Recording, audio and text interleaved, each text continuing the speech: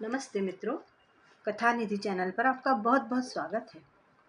हम पढ़ रहे थे शिवानी जी का लिखा हुआ उपन्यास कृष्णकली। इसका 12वां भाग आज पढ़ेंगे। उम्मीद है कि आपको ये उपन्यास बड़ा रोचक लग रहा होगा। कमेंट करके बताइएगा ज़रूर। तो चलिए वाचन शुरू करते हैं। उस दिन भी यही हुआ। सुबह उठी तो दिन चढ़ आया था। एक बार वेलहम को लेने अस्पताल जाना ही होगा, फिर दफ्तर। होटल जाने पर फिर अभागा पॉल नहीं आने देगा। इससे विलहेम को टैक्सी में ही भेजकर वह दफ्तर से सीधी घर चली जाएगी। पहले दफ्तर जाना होता तो अम्मा से बिना कहे वह पाँव भी बाहर नहीं निकालती थी, पर अब नित्य प्रहरी बने दानव से दामोदर के भय से वह हर पर्दा उठाने से पहले ऐसे झिझक सहम कर भीतर झांकती थी जैसे कोई जहरीला बिच्छू पर्दे की परत में छिपा बैठा हो। कमरे में ताला मारकर वह दबे पैरों से निकल गई। वैसे चाहने पर वह शनिवार की आधी छुट्टी घर पर ही मना सकती थी, पर जानबूझकर ही वह इधर उधर डोलती रही। जिस घर में अम्मा के पास पैर फैलाकर छुट्टी के दिन गप्पे मारने में उसे महा आनंद आता था, वही घर अब उसे काट खाने को दौड़ता। लगता सब उसे संदिग्ध दृष्टि से घूरे जा रहे हैं। कहीं सरला अम्मा को भी तो उनके बेटे ने नहीं भड़का दिया। मन की व्यर्थ आशंका से त्रस्त कली दिन डूबे घर लौटी तो द्वार पर ही कई ठोंगों से लदी फदी माया मिल गई। बाप रे बाप, क्या क्या खरीदारी कर लाई हो? हंसकर कली ने पूछा। क्या नहीं लाई यह पूछो। मेवा मिष्ठान, कॉस्मेटिक्स, रुमाल और फल। हाथ टूटे जा रहे हैं। उस पर भी नारियल लाना तो भूल ही गई हूँ। कल बड़ेदा का टीका चढ़ रहा है ना, चल रही हो ना कली? कल का नाम सुनते ही कली का उत्फुल्ल चेहरा मुरझा गया। नहीं माया, तुमसे कहा था ना, कल एक जरूरी काम से दिन भर बाहर रहना है। और फिर बड़ा एम्बेरसिंग लगता है माया। न वे मुझे जानते, न मैं उन्हें। बेकार में दाल भात में मूसरचंद बनकर क्या करूंगी? परसों लौटकर तुमसे सब सुनूंगी। कल सुबह तड़के ही उठकर जाना है, इसी से अभी जाकर लंबी तान रही हूँ। वह हंसकर कमरे का ताला खोलकर भीतर चली गई। वैसे इतवार के दिन कली 10 बजे तक सोती रहती थी। कभी कभी तो अम्मा ही आकर उसे उठा जाती, पर उस दिन उसने 4 ही बजे का अलार्म लगा दिया था। नहा धोकर उसने उस दिन अपने प्रमाण पत्र का नित्य मुखौटा उतार कर दूर धर दिया। वही जुड़वा लाल साड़ी पहनकर वह दर्पण के सम्मुख खड़ी हो गई तो आत्म प्रशंसा की झलक बड़ी बड़ी आंखों में उभर आई। वाह वाह, यह साड़ी देखने में जितनी सुंदर लगी थी, पहनकर और भी सुंदर लग रही थी। उगते सूर्य की अरुण रश्मियों का जाल स्वयं ही खिड़की की सलाखों से उतरकर उसके चौड़े आंचल पर बिखर गया था। वैसे वह न बनारसी साड़ी देख सकती थी, न किसी बनारसी साड़ी पहनने वाले को। उसे चटकीली साड़ी देखकर सदा कैलेंडर में बनी सस्ती तस्वीरों का ही स्मरण हो आता था, या फिर अपने विचित्र दिवा स्वप्न के धूमिल प्रेत दरबार का। झाड़ फानुस के बीच जगमगाते कितने ही बनारसी आंचल उसके स्मृति खंडर में केतु ध्वज से फहराने लगते। एक बार पन्ना बक्स के तले से नेफ्थलिन सुवासित कितनी ही रंग बिरंगी साड़ियां निकाल लाई थी, एक से एक भारी बनारसी साड़ियां। अब तू पहनेगी इन्हें? अब यह सिल्क भला कहाँ मिलेगा, और फिर ऐसी जरी? पन्ना ने बड़े लाड़ से उससे कहा था। पर तब तक कली ने उन भड़कीली साड़ियों की सभ्यता का इतिहास अपनी अद्भुत घ्राण शक्ति से बहुत कुछ सूंघ लिया था। इन्हीं साड़ियों को पहन पहनकर अम्मा ने न जाने कितने पुरुषों को रिझाया तड़पाया होगा। मुफ्त में मिल रहे उन दामी गट्ठर को कली ने घृणा से नाक सिकोड़कर वापस माँ की गोदी में डाल दिया था। थैंक्स अम्मा, पर यह सड़ी बनारसी साड़ियां मैं कभी नहीं पहनूंगी। पन्ना की आंखों में आंसू झलक आए थे। जब जब वह इस हठीली छोकरी को छाती से लगाने बढ़ी थी, तब तब वह उसे एक प्राणांतक घूसा मारकर दूर ढकेल देती। ठीक है बेटी, उसने शांत स्वर में कहा था। आज तुमने इन साड़ी को ठुकरा दिया, पर एक न एक दिन हर लड़की को जिंदगी में ऐसा आता है जब वह बनारसी साड़ी पहनकर ही सजने धजने को स्वयं तरसने लगती है। शायद आज कली के जीवन का वही दिन आ गया था जब वह अपने अवांछित कौमार्य के काल्पनिक मुक्ति द्वार पर लाल बनारसी साड़ी में दुल्हन बनी स्वयं ही अपने प्रतिबिंब पर पूर्ण न्यौछावर हुई जा रही थी। बहुत पहले नैनीताल के लंदन हाउस की सीढ़ियों पर फैले एक तिब्बती लामा से उसने उसी के कान में पड़े लाल मूंगे का जोड़ा खरीदा था, और काठमांडू से उसके एक विदेशी मित्र ने उसे 2 मूंगों के बीच गुंथा एक चौकोर तांबे का ताबीज ला दिया था। काले मोटे डोरे में गुंथा वही तावीज उसने कंठ में लटका लिया। कानों में मूंगे साड़ी के लाल रंग से ही होड़ सी ले रहे थे और वह रक्तिम आभा तांबे के अठन्निया तावीज पर उतर आई थी। वास्तव में उसकी कलात्मक रुचि अनुपम थी। बीच में मांग निकालकर उसने कटे बालों को कानों के पीछे ले जाकर एक हड्डी के क्लैप्स से कस कर छोड़ दिया। केशों के गहन पास से उन्मुक्त कर्णद्वय लाल लाल प्रवाल के भार से स्वयं ही रक्तिम हो उठे थे।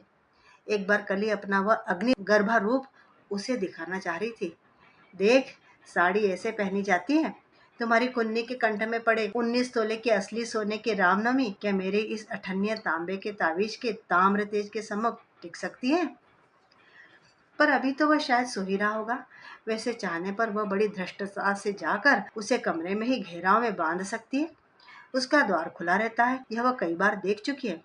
पर बीच ही में कहीं दानव दामोदर मिल गया तब? मरे मन से कमरे में ताला लगाकर वह चाबी बटुए में रख ही रही थी कि किसी की आहट पाकर चौंक गई। हाथ की सिगरेट बाहर फेंकने वह स्वयं ही बरामदे में चला आया था या कली की इच्छा शक्ति ही उसे बाहर खींच लाई थी? कली ने एक पल को भी देर नहीं की।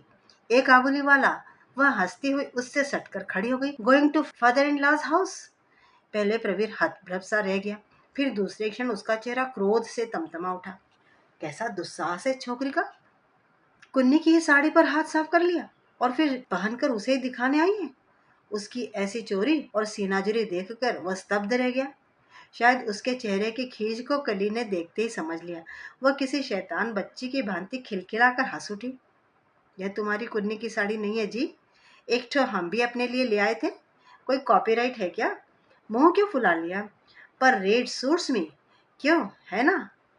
और फिर वह हंसती हंसती सर से किसी विदेशी बैले की भांति हवा में तैरती बाहर निकल गई। बिजली की चमक दिखाकर वह क्षणिक प्रभा से प्रवीर को सचमुच चौंधिया गई थी।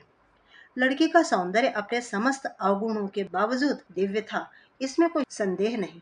उसकी चाल, सतर कंधों की गढ़न, सादे ढंग से संवारे गए काले केश गुच्छ, साड़ी पहनने का सलीका और उससे भी बढ़कर लंबे आंचल को लहरा लहरा कर कैसे नपे तुले कदमों से चलती थी, जैसे कोई विदेशी राजमहिषी अपने कोरोनेशन के लिए चली जा रही हो और पीछे लटकता लंबा आंचल थामे चल रहे हों दो अदृश्य पेज बॉय।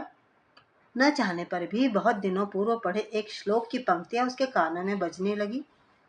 तन्वंगी गजगामिनी चपलदृक् संगीत शिल्पान्विता नो ह्रस्वान भ्रतरार सुकृशा मध्ये मयूर स्वरा पीन श्रोणि पयोधरा सुललिते जंघे वहंती कृषि। अचानक उसके दोनों कान लाल होकर दहकने लगे। कैसी दुर्बलता थी यह उसकी! ऐसी सस्ती लड़की जिसका स्पर्श होने पर भी शायद उसे नहाना पड़ता, उसी के लिए इस श्लोक की आवृत्ति। पर फिर भी कमरे में जाकर वह उन बिसरी अधूरी पंक्तियों के टुकड़े याद करने लगा। भृंग श्यामल कुंतलाच जल जग्रीवोप। वह फिर बौखलाकर एक के बाद एक कितनी ही सिगरेटें फूंकता चला गया। पांडे जी ने उस दिन बड़े उत्साह से शायद आधा कलकत्ता ही न्योत दिया था। हाय, मैं ऐसा जानती तो और बढ़िया साड़ी पहनकर आती अम्मा। माया अपने साधारण रेशमी साड़ी देखकर स्वयं ही गड़ी जा रही थी। वहां तो एक से एक सजी धजी अप्सराएं आई थी। कुन्नी तो उस दिन पहचान में ही नहीं आ रही थी। लगता था किसी पेशेवर हेयर ड्रेसर से उसने अपने लोपा मुद्रा का सा जूड़ा बनवाया है। बड़ी आंखों को भला काजल से चीरकर और बड़ी बनाने का क्या प्रयोजन था, प्रवीर की समझ में नहीं आया। एकदम कला केंद्रम के रामायण की सीता बनी वह नाटकीय मुद्रा में दाएं बाएं ले जाकर की जा रही थी। जया माया ने उसे साथ लाई साड़ी पहनाकर आंचल मेवों से भर दिया। अम्मा ने बड़े गर्व से पुत्र को सुनाकर पति से कहा, एकदम महालक्ष्मी लग रही है जी। पर उस लाल साड़ी को देखते ही एक अदृश्य लंबी छरहरी पीले चेहरे की किशोरी बार बार कुन्नी को धक्का देकर प्रवीर के सम्मुख हंसती खड़ी हो जा रही थी।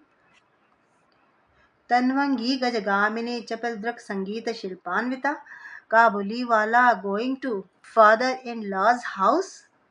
भय से सचकित होकर प्रवीर सचमुच ही इधर उधर देखने लगा था। क्या पता कहीं यही न धमक पड़े। उस आंधी तूफान सी वेगवती दुस्साहसी लड़की के लिए सब कुछ करना संभव था। पांडे जी सत्यजीत राय की फोटो यूनिट लेकर फ्लैश बल्ब चटका चटका कर सबको चौंका रहे थे।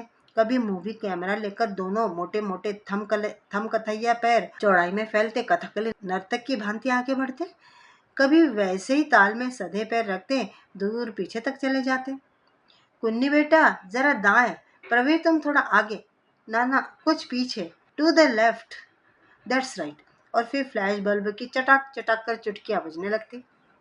न जाने कितनी तस्वीरें खींची गई, कितनी बनावटी मुस्कानें बनी और बिगड़ी।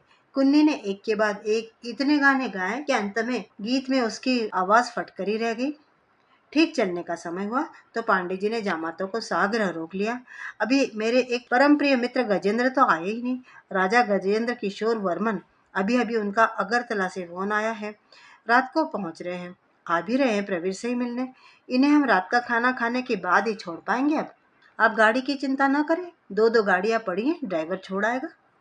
दो दो गाड़ियों का व्यर्थ प्रसंग छेड़कर सरल बाबूजी को प्रभावित करने की भाभी ससुर की कुचेष्टा देखकर प्रवीर तन गया।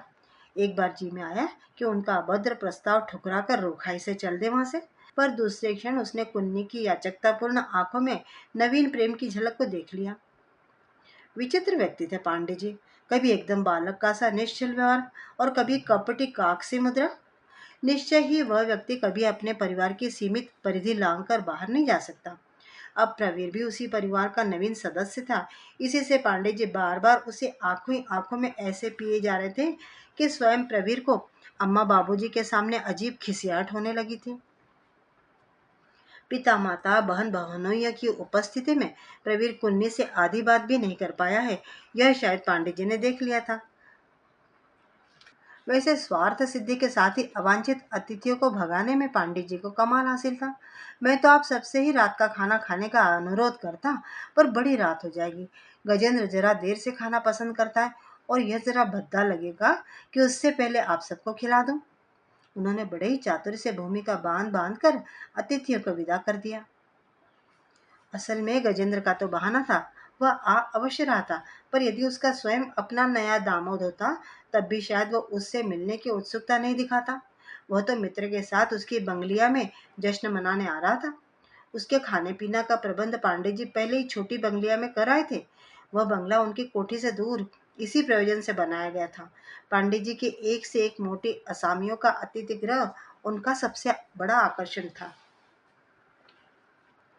राजनीतिज्ञ, पत्रकार, व्यवसायी अपनी वानप्रस्थ की अवस्था को ताक पर धरकर यहाँ मनमानी रंगरेलियां मना सकते थे। उसी छोटे कमरे में सुरा सुंदरी और विलासपूर्ण 56 प्रकार के तामसी भोज्य पदार्थों के अपूर्व तोहफे भेंट कर कुटिल पांडे जी लाखों का वारा नारा करते थे। न जाने कितने परफ्यूमों उनकी मुट्ठी में बंद रहते जिससे जब चाहे पानी भरवा ले। जब तक कलकत्ते में लॉरिन थी तब तक उन्हें अपने व्यवसाय की कोई चिंता नहीं थी। पैसा उनके हाथ का मैल था। फिर सबसे छोटी पुत्री के विवाह में कोई भी कसर बाकी न रहने पाए, यही उनकी उत्कट अभिलाषा भी थी। ऐसा अपूर्व जामाता क्या सहज ही में जुट सकता था? जानबूझकर ही प्रवीर को कुन्नी के साथ एकांत में छोड़कर पांडे जी पत्नी को लेकर बाहर बाहर घूमने चले गए।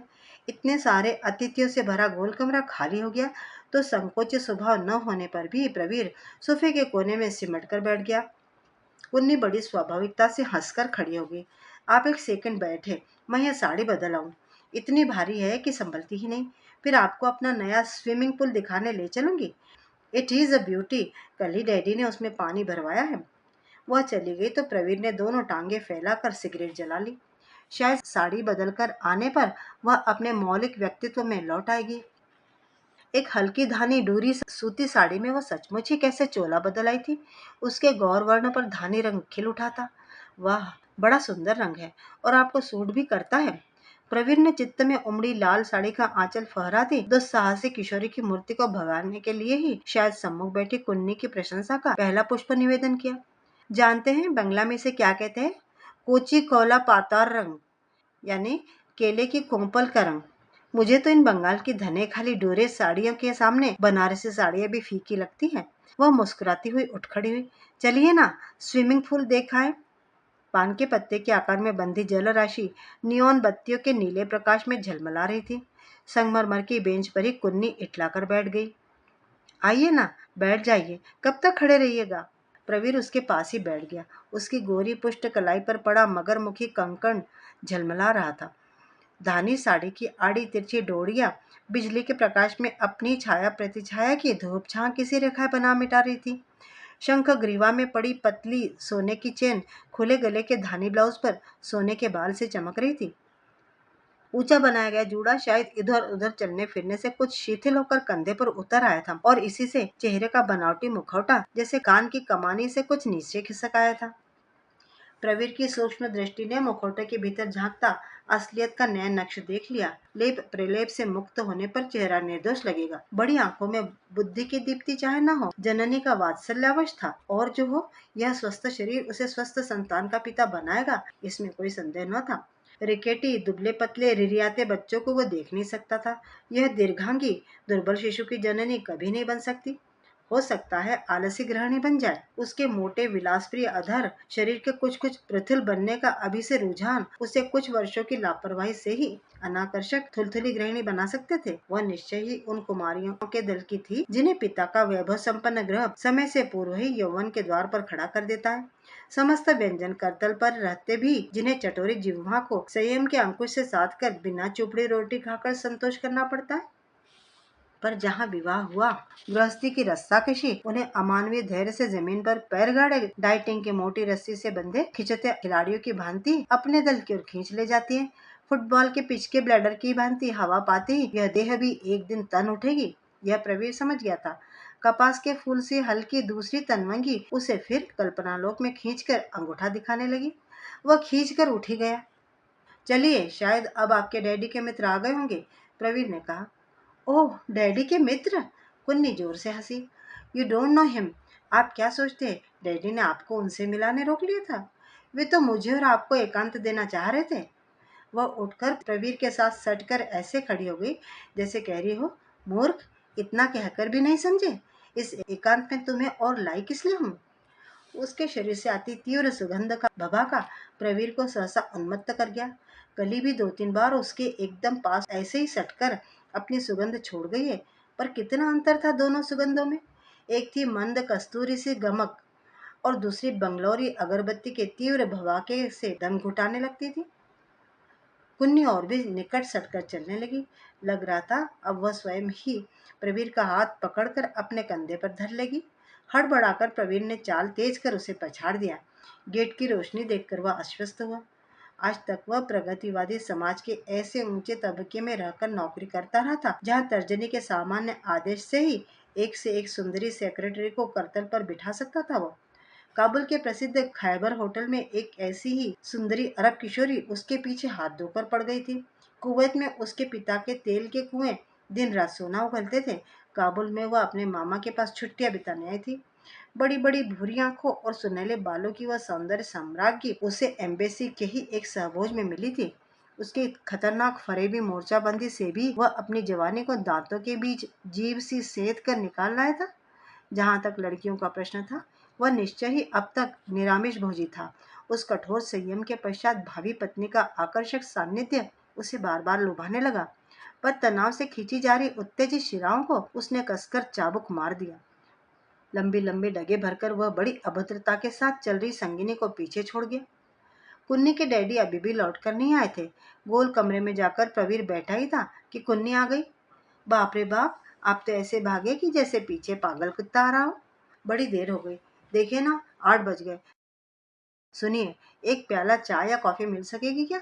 उसने अनायास ही कह दिया। क्यों नहीं मिल सकती? कौन सी ऐसी चीज है जो आपको नहीं मिल सकती? वह अर्थपूर्ण मुस्कान बिखेरती भीतर चली गई। थोड़ी ही देर में वर्दीधारी बहरा भारी भारी चांदी के बर्तनों में चाय लेकर आ गया। यह चांदी का टी सेट भी क्या मुझे इम्प्रेस करने को मंगवाया गया है? मन ही मन सोचता प्रवीर मुस्कुराने लगा। क्यों, हंसी क्यों आ रही है आपको? क्या चाय अच्छी नहीं बनी? बननी तो चाहिए अच्छी। कल ही डैडी के चाय बागान से एक मित्र दे गए हैं। अच्छा। प्रवीर को अपनी उस कभी परम मूर्खा और कभी चतुरा भावी पत्नी को चिढ़ाने में आनंद आने लगा था। क्यों, आपके पिता के कोई ब्रुअरी में भी मित्र है क्या? उसने दबी मुस्कान के साथ चुटकी ली। यही दबी मुस्कान उसका सबसे बड़ा आकर्षण था। अरब सुंदरी ताहिरा उसकी इसी मुस्कान की 100 तस्वीरें उतार कर साथ ले गई थी। Are you interested? वाह, अच्छे आदमी हैं आप। गांव गांव के खा गए, घर के मांगे भीख। आज की दावत ही में पता नहीं डैडी की कितनी शैंपेन नालायक लोगों के कंठों के नीचे उतरी। और हमने तो डर के मारे आपसे पूछा ही नहीं। आप लोग ठहरे कुमाऊं के कट्टर पंडित। डैडी ने एकदम सब कुछ छिपा दिया था। बोलिए, क्या लीजिएगा? वह किसी सुप्रसिद्ध बार की सुंदरी साकी बनी उसकी ओर ढल गई। मैं तो मजाक कर रहा था, मुझे ऐसा अभ्यास नहीं है। यह तो मैं समझ गई थी। अभ्यास होता तो उसने अपना वाक्य अधूरा ही छोड़ दिया हंसते हुए। तो शायद मैं चाय नहीं मांगता। क्यों? नहीं। उसका चेहरा म्लान हो गया। तो शायद आप इतने रूखे नहीं होते। शायद डैडी आ गए। वो द्वार की ओर बढ़ गई। पांडे जी अपने मित्र को साथ लेकर पत्नी को शायद किंचोड़ आए थे। ऐ जे गौंजेन, देखो कैमेन राजा जामाई पे छी। यह देखो गजेंद्र, मुझे कैसा राजा दामाद मिला है। प्रवीण ने उठकर बड़ी नम्रता से नमस्कार किया और बनेले बुंदेलखंडी अकेला सुअर शाही हिंस्र बद शक्ल व चौकोर व्यक्ति उस पर टूट सा पड़ा। पहले उसने प्रवीर के प्रशस्त ललाट को चूमा, फिर दोनों हाथ पकड़कर अपनी छाती पर धर लिए। आहा भूख जुड़िए गैली माँ लौखी। आहा छाती ठंडी हो गई माँ लक्ष्मी। वह सकुचाई कुन्नी की ओर देखकर बोला। उस व्यक्ति को देखते ही प्रवीर को लगा कि यह व्यक्ति तन का ही नहीं, मन का भी काला है। बंगाल की प्राचीन नाटक मंडली के यात्रा दल में दुर्योधन बने एक पात्र ने बचपन में उसकी कई रातों के सपनों का पीछा करके उसे सहमाया था। आज वही दुर्योधन जैसे बचपन के सपनों से निकलकर फिर सामने आकर बैठ गया था। अंगुलियों में रंग बिरंगे माणिक मोतियों की अंगूठियां, सूर्यमुखी के फूल से चौड़ी घड़ी, महीन जरीदार कुन्नी की धोती, चुना कुर्ता और भयावह भालू सा रोएदार शरीर। कुन्नी को माँ माँ पुकारता वह क्रूर नर व्याघ्र जिस दृष्टि से देख रहा था, वह निश्चय ही स्नेही पुत्र की नहीं थी। कभी वह क्षुधातुर दृष्टि उसके नीचे तक खुले गले पर निबद्ध होती, कभी आकर्षक नितंबों पर झूल रही गर्दनी पर। वह बराबर बंगला ही बोले जा रहा था कि है जमाई बाबू, बांग्ला सीखते पार लेना। क्यों है जमाई बाबू, बंगला नहीं सीख सके क्या? इस घर में तो बंगला ही चलती है प्यारे, चटपट सीख डालो। हमारी कुन्नी का रविंद्र संगीत सुना या नहीं? खाने की मेज पर तो राजा गजेंद्र किशोर ने अपना मुखौटा ही उतार कर दूर धर दिया। कभी जंगली आदिवासियों की भांति मुर्ग का बड़ा सा टुकड़ा चिंचोड़ चिंचोड़ कर खाने लगते, गले में किसी अबोध बालक के बिब से बंधे चौड़े नैपकिन से ही नाक आंख का पानी पोंछते, बड़ी बड़ी चम्मचों में भरकर मुर्ग की ग्रेवी पीते, प्रशंसा के पुल बांधने लगते। वाह, क्या लाजवाब मुर्ग बनाता है तुम्हारा खानसामा। आखिर नवाब रामपुर के खास बाग में काम कर चुका है। और बातों का भी ऐसा तेज तर्रार है जमाई बाबू कि एक दिन हमने पूछा, शकूर आखिर क्या क्या मसाला डालते हो इसमें, जरा हमें भी बता दो, अपने उड़िया महाराज को भी सिखा दे। तो जानते हो क्या कहने लगा? बोला, हुजूर इसके मसाले पीसने वाले और होते हैं, बनाने वाले और। जब तक मिर्च से आंख नाक से पानी न बहने लगे, भला खाने का क्या मजा। ओए पांडे, एक तो मिष्टी दाव देखी। अरे पांडे, जरा मिठाई तो बढ़ाना इधर। और कट ग्लास के ओवल डोंगे से एक एक कर भीमाकार खीर कदम्ब सुरसाके से फैलाए विराट मुख में ऐसे जाने लगे जैसे झरबेरी हो। उस व्यक्ति की खाने की क्षमता देखकर प्रवीर दंग रह गया। जीवन का असंयम वो खाने में भी बरतता था। कभी काले काले भुजंग से हाथों की मोटी सॉसेज सी उंगलियों से नान भकोसता, कभी मिठाई और फिर मुर्ग के बड़े बड़े टुकड़ों पर बिरयानी का केसरिया थक्के का थक्का डाल लेता। उसकी लोलुप दृष्टि गोल मेज पर सजे तरह तरह के व्यंजनों की परिक्रमा सी कर रही थी। एक साथ ही प्लेट को वह ऐसे भरकर रख ले रहा था जैसे तनिक सा विलंब करने पर सब चीजें चुक जाएंगी।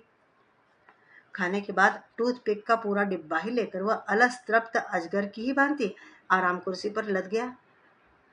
कसकर खाया है, कहता वह गगन भेदी डकारों के सिंहनाद से खाने का कमरा गुंजा था। नितांत घिनौने ढंग से दांत कुरेद कुरेद कर मांस मछली के अवशेष निकालता जमीन पर ही थूकने लगा। प्रवीर का सारा शरीर सिहर उठा। यह ठीक था कि वह स्वयं सामिष भोजी था, किंतु संस्कारी ग्रह का वह सभ्य युवक सुपारी का टुकड़ा भी सशब्द नहीं कटका सकता था। यह चिक्षुर सा दानव बिना हाथ मुंह धोए टांग फैलाकर ग्रह के माता पुत्री के सम्मुख ही जिस निर्लज्जता से पड़ा जुगाली कर रहा था, वह देखकर ही उसे घृणा होने लगी। क्या इस ग्रह में मर्यादा नाम की कोई वस्तु है ही नहीं?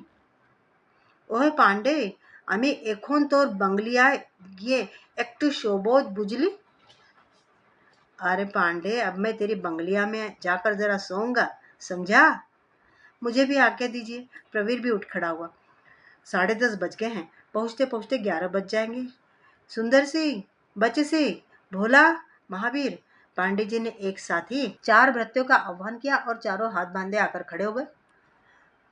जाओ रतन सिंह को बोलो काली फेट गैराज से निकालकर कुंवर साहब को छोड़ा है।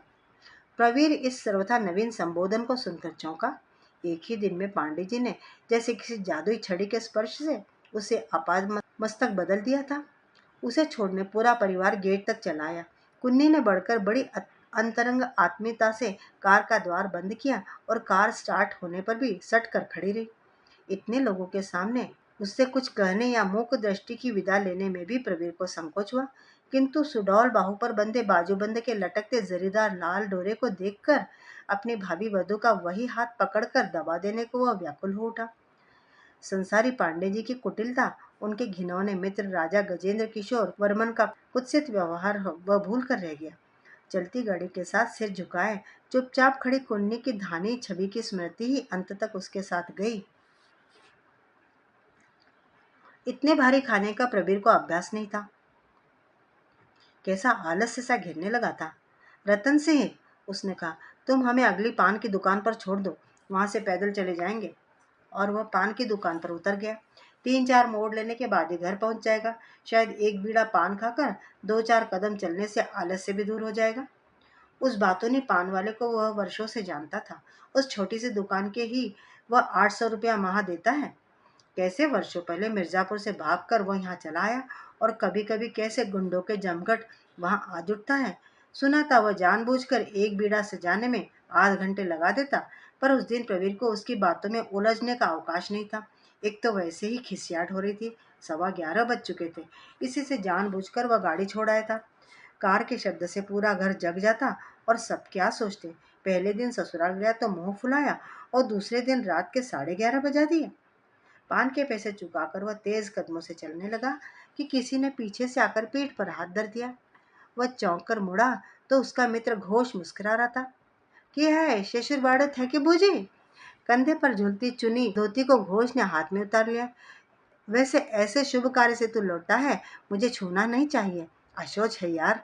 अभी अभी रांगा दी की सास को फूंक कर चला आ रहा हूँ। और जानता है वहां कौन मिली?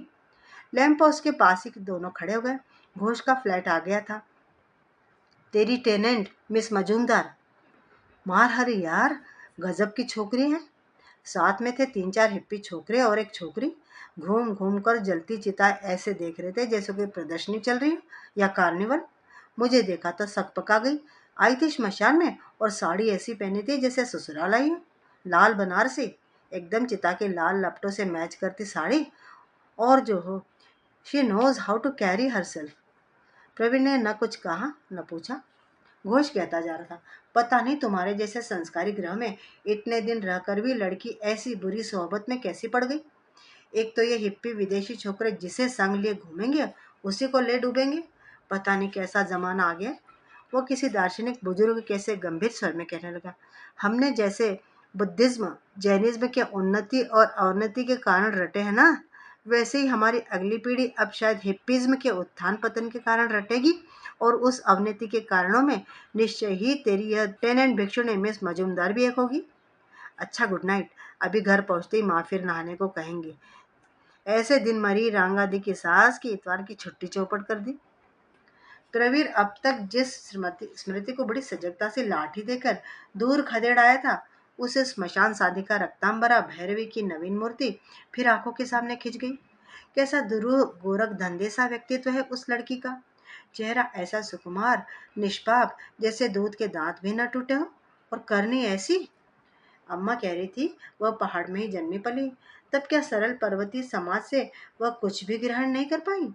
कैसे माँ बाप थे जो इस कच्ची उम्र में लड़की को रिसेप्शनिस्ट बनाकर इतनी दूर भेज दिया। वह इसी उधेड़बुन में उलझा। घर पहुंचा तो घर मुर्दा पड़ा था। हरामखोर मान बहादुर दरबान मुफ्त की तनख्वाह लेता है। आज भी बेंच पर मुर्दा बना सो रहा था। प्रवीर दबे पैरों बढ़ गया। आज उसकी कसकर खबर लेगा।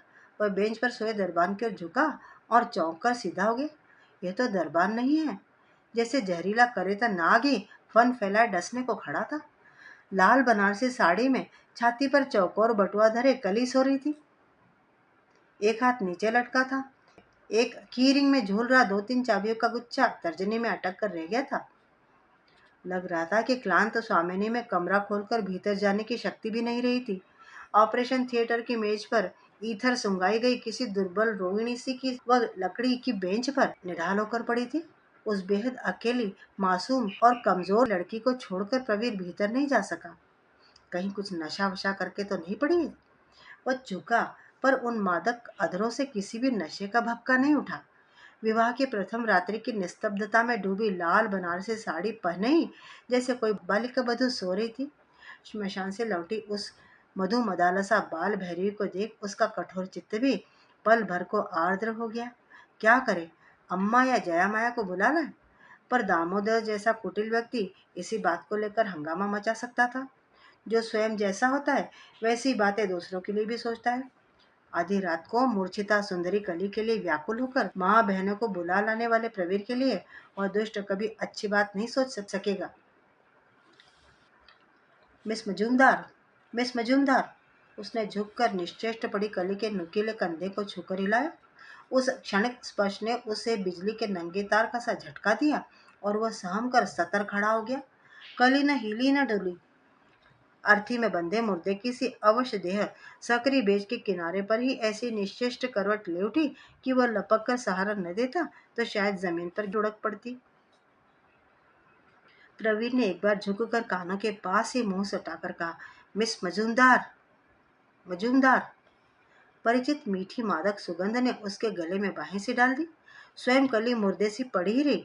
उसका म्लान चेहरा चंद्रालोक में भी स्पष्ट हो उठा। सौंदर्य में कैसी क्षमता है, कैसी अमोघ शक्ति है, यह देख प्रवीर सम गया। यदि सा वनिता हृदयं निहिता क्व जपः क्व तपः क्व समाधिरतः। इस कथन की वह कैसी हंसी उड़ाया करता था, किंतु आज उसे लगा कि ऐसी श्यामा सुंदरी सचमुच ही जब तब समाधि को व्यर्थ सिद्ध कर सकती थी। प्रवीर ने तीसरी बार लट का हाथ पकड़कर डरते डरते फिर हिलाया। हाथ से तर्जनी में अटका की रिंग नीचे गिर पड़ा। ललाट पर झुक आए बालों का गुच्छा आंखों पर झुकाया, पर बेहोश कली वैसी सोती रही। निश्चय ही उसके हिप्पी साथियों ने उसे एलएसडी की एक आध गोली खिला दी थी, नहीं तो ऐसी कुंभकर्णी नींद भला किसी को आ सकती थी। यहाँ उसे इस विवस्त्रावस्था में छोड़ना भी ठीक नहीं था। 12 बज चुके थे। राह चलती मुखरा सड़क का कोई भी मन चला उठाई गिर बेंच पर पड़ी उस लावारिस कमनी लाल रेशमी पोटली को कंधे पर डालकर भी चला जा सकता था। और फिर अपना ही गृहदस्यु दामोदर रात आधी रात इधर अर्थपूर्ण चक्कर लगाता रहता था। प्रवीर 2-3 बार उसे पकड़ चुका था। प्रवीर ने चाबी उठा ली। कली को बेंच पर ही छोड़ उसने कमरा धीरे से खोल दिया। खुली खिड़की से आते क्षीण आलोक में भी कोने में बिछी साफ सुथरी पलंग दिख रही थी। वह बाहर आया। एक पल को शायद कुछ झिझका, पर जैसे मरीज आंखें बंद कर एक ही सांस में कड़वी औषधि कंठ तले घुटक लेता है, उसने लपक कर बटुए सहित कली को बाहों में उठा लिया और यत्न से कमरे तक लाकर पलंग पर लिटा दिया। फिर स्वयं भी लड़खड़ा कर पलंग पर बैठ गया। बाप रे बाप, देखने में फूल सी हल्की लगने वाली लड़की कितनी भारी है। इतनी दूर लाने में टांगे लड़खड़ाकर संतुलन खो बैठी। छोटे भाई की मृत्यु और अनुज वधू की कलंक कथा के बाद वह उस कमरे में पहली बार ही आया था। छोटे भाई के साथ वह इसी कमरे में बचपन में सोता रहा है। एक बार सामान्य सी लड़ाई ने उग्र रूप ले लिया था और उसने छोटे भाई का सिर पकड़कर इसी दीवार पर दे मारा था। फिर उसकी कमीज पर गिरती रक्तधार को देखकर अम्मा बाबूजी के भय से इसी खिड़की से कूदकर हवा हो गया था। आज उसी परित्यक्त कमरे की सहस्त्र स्मृतियां उसे घेर कर नाचने लगी। वह उठ गया।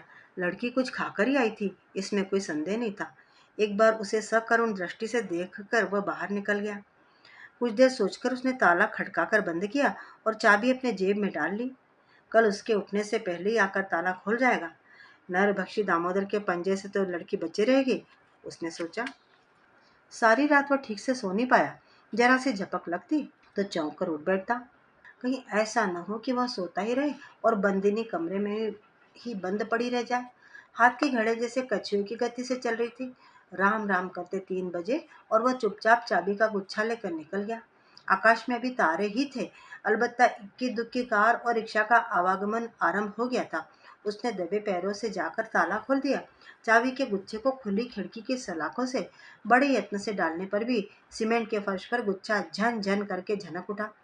कमरे की स्वामिनी घोड़ा बेचकर बेखबर सोती ही रही। वह फिर अपने कमरे में आकर लेट गया। क्या जगने पर उस चरस गांजे की दम लगाकर लौटी मूर्खा किशोरी को कुछ स्मरण रहेगा कि वह दरबान की बेंच पर ही नशे में लड़खड़ा कर लुढ़क पड़ी थी? तब उसे कौन उठाकर कमरा खोल इतने यत्न से सुला गया होगा? कैसे जान पाएगी वह? अच्छा ही है, जैसी लड़की थी कभी इस प्रसंग का लाभ उठाकर उसे फंसा भी सकती थी। पाँव फटने लगी तो प्रवीर की आंख लग गई। किसी की आहट पाकर वह सहसा चौंक कर उठ बैठा। सिरहाने गंभीर मुख मुद्रा बनाकर माया खड़ी थी। लगता है रात बड़ी देर से लौटे। 2 बार तो मैं ही कमरे में झांक कर लौट गई। अम्मा भी शायद कई बार तुम्हें आकर देख गई। क्यों, क्या बात हो गई जो बारी बारी सब मेरी हाजिरी लेने आ गए? प्रवीर ने पूछा। बात भला क्या होती? अब इस घर में कभी कुछ अच्छी बात होती है जो पूछ रहे हो? पता नहीं कैसे कल जरा तुम्हारी ससुराल में रौनक रही। घर लौटे तो फिर वही ढाक के 3 पात। घर पहुंचते दीदी और जीजा में ऐसी ठनकी की पूछो मत। जीजा जी ने गरज गरज कर पूरे कमरे का सामान बाहर फेंक दिया। शादी में मिली अपनी घड़ी, तुम्हारा लाया ट्रांजिस्टर, फाउंटेन पेन। हाय, मैं तो मारे लाज के जमीन में गड़ गई। ऐसी ऐसी गालियां दे रहे थे दीदी को कि क्या कोई तांगे वाला अपनी घोड़ी को देगा। बाबूजी बरामदे में खड़े थे, चट से उठकर भीतर चले गए। तुम तो जानती हो, उन्हें कभी हमारा जोर से बोलना भी पसंद नहीं था। न दीदी चुप होती थी न जीजाजी। बड़ी देर तक एकदम कुंजड़ों वाली लड़ाई चलती रही। आखिर हार कर मैं ही दीदी को खींचकर अम्मा के कमरे में ले आई। मुझे देखते ही जीजाजी और चीखने लगे। तुम्हारे माँ बाप ने पेशा करने वाले भटियारिन को लाकर किराए पर कोठरी उठा दी है। उसी के नाज नखरे तुम दोनों बहनों ने भी सीख लिए हैं। मैं चुप रही। वह तो अच्छा हुआ कल ही अपने कमरे में नहीं थी, कहीं सुन लेती तो क्या सोचती। प्रवीर का चेहरा गंभीर हो गया। दामोदर क्या अपने ही कमरे में है? वही तो कहने आई हो। माया भाई के पाय ताने बैठ गई। रात ही न जाने कहाँ चले गए। कल रात किसी ने भी खाना नहीं खाया। पान की दुकान तक जाकर बाबूजी 2 बार देख आए। रात भर अम्मा खाना लेकर बैठी रही। उन्हें डर है कहीं क्रोध में आकर कुछ कर न बैठे। पर दीदी का कहना है कि उन्हें जानती है, जेब के पैसे और पेट का अन्न चुकेगा तो खुद ही भिखमंगे बनकर द्वार पर खड़े हो जाएंगे। प्रवीर उठ गया। तू चल, मैं आ रहा हूँ। जया ठीक कहती है, क्रोध में आकर कुछ कर बैठे ऐसा साहस उस कायर में कभी नहीं हो सकता। दोपहर के खाने तक वह खुद ही लौट आएगा। पहली बार भी तो ऐसा ही किया था। प्रवीर अम्मा के कमरे में गया तो जया तखत पर औंधी पड़ी थी। माँ के पास बैठी पुत्री सहमी दृष्टि से कभी माँ को देखती, कभी नानी को। मामा को देखकर वह सुबकने लगी। क्या बचपना करते हो तुम दोनों जया? प्रवीर अपनी झुंझलाहट नहीं रोक पाया। You should have some sense. Why create such scenes? Hysterical सी बनी जया उठकर एकदम बैठ गई। बहन के उलझे बाल और गल ग्रस के भार से विकृत बन गई फटी सूजी लाल आंखें देखकर पल भर को प्रवीर अपनी सगी बहन को ही पहचान नहीं पाया। क्या यह सचमुच उसकी वही बहन थी जिसकी कॉन्वेंट की शिक्षा, लावण्य और नम्र मिष्ट स्वभाव ने कभी दोनों भाइयों का सिरदर्द बेहद बढ़ा दिया था? न जाने उसके कितने अनजान प्रशंसकों के प्रेम पत्र, आत्महत्या की धमकियां उन्हें आए दिन उनसे जूझने को बाध्य करती। आज किसी लड़के ने कॉलेज जा रही जया की गोदी में सेंट में बसा नीला लिफाफा डाल दिया। आज जस्टिस बनर्जी के पुत्र ने उसे धमकी दे दी कि वह उसके पत्र का उत्तर नहीं देगी तो एसिड डालकर उस चेहरे को बीभत्स बना देगा। आज सचमुच ही नियति ने एसिड डालकर उस सुंदर चेहरे की लुनाई छीन ली थी। बंगाल में असाधारण रूपवती किशोरी को एक सर्वथा नवीन नाम लेकर पुकारते हैं, बीवी। जया 17 की भी नहीं हुई थी कि बिना प्रयास के ही बंगाल की बीवी बन गई थी। उन दिनों बीवी की उपाधि मिस यूनिवर्स से भी अधिक महत्व रखती थी। आज उसी बीवी पर मक्खियां भिनकने लगी थी। मुझसे क्या कहते हो? वह कर्कश फटे स्वर में चीखने लगी। अम्मा से क्यों नहीं कहते, जो बिना देखे सुने मुझे पहाड़ के अंधेरे कुएं में धकेल दिया? मेरी तो माँ बहन ही पराई हो गई। कली तो उनकी ऐसी अनोखी बेटी बन गई है जो आंखों में मूंदने पर भी अम्मा को नहीं पिराती। बस हम झूठी है। हमने अपनी आंखों से उस छोकरी को इनकी बाहों में देखा और अम्मा माया हमें ही झूठा बनाती। अपना ही सोना खोटा न होता तो क्या परखने वाले को दोष देती? जया, प्रवीर ने उसे ऐसे डपटा कि वह सहम गई। तू क्या एकदम ही बौरा गई है? सयानी लड़की यहाँ बैठी है। वह अंग्रेजी में उसे फिर धड़ल्ले से धमकाने लगा। तू यहाँ क्या कर रही है? जा बाहर खेल। उसने फिर डरी सहमी भांजी को बाहर भगा दिया। रात भर बेंच पर लावारिस लाश सी बिछी जिस लड़की के लिए प्रवीर का चित्त पसीज उठा था, वो वर्षा में भीगे कंक्रीट की भांति फिर पत्थर बन गया। मैंने तुमसे क्या कहा था अम्मा? देखो वही हुआ ना, एकदम अनजान लड़की को तुम यहाँ ले आई। अब तक चुपचाप खड़ी माया सहसा कली का पक्ष लेकर अखाड़े में कूद पड़ी। पता नहीं है दीदी को क्या हो गया है। She refuses to be reasonable. कुछ सुनेंगी नहीं, फिर क्या खाक समझेंगी। असल में बात यह थी बड़ेदा, वह अपना वाक्य पूरा भी नहीं कर पाई थी कि लाल अंगार सी दहकती आंखें लेकर दामोदर द्वार पर आ खड़ा हुआ। वाह! बड़ी बेहयाई से हंसकर बीच द्वार में द्वारपाल की मुद्रा में खड़ा हो गया। यहाँ तो पूरी संसद समीक्षा चल रही है। क्यों जी सासू जी, हमारी अनुपस्थिति में हम पर क्या क्या अभियोग लगाए गए हैं, जरा हम भी तो सुने।